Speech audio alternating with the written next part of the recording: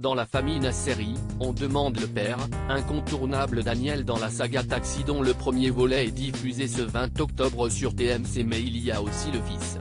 Le 1er août 1994, Sami Nasseri est devenu papa pour la première fois d'un garçon qu'il a appelé Julian.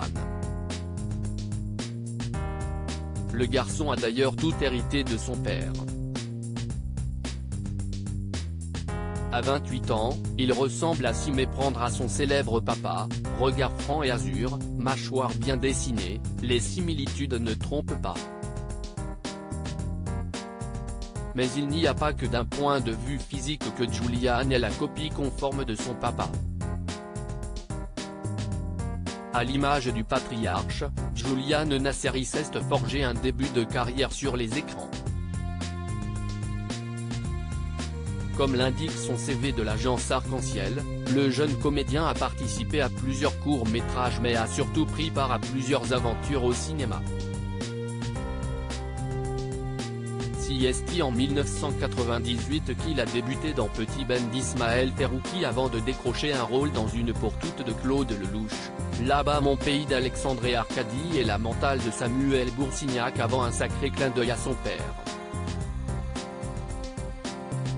En 2003, père et fils sont réunis pour la première fois sur un plateau pour le tournage de Taxi 3, un passage de flambeau en bonne et due forme grâce à la comédie qui a mis Sami Nasseri sur le devant de la scène. Après un passage à vide de plus de 10 ans, il renoue avec les tournages grâce à une proposition de rôle dans Bodybuilder de Roche Dizem avant d'interpréter 6 ans plus tard l'un des personnages du film de Mouloud Achour et Dominique Baumard et de retrouver encore une fois son père sur grand écran. La même année, il décroche le premier rôle du court-métrage Sans issue, sélectionné dans le top 30 au Festival de Cannes 2020. En plus d'être un comédien talentueux et plein d'avenir, Julian Nasseri est aussi un homme honnête.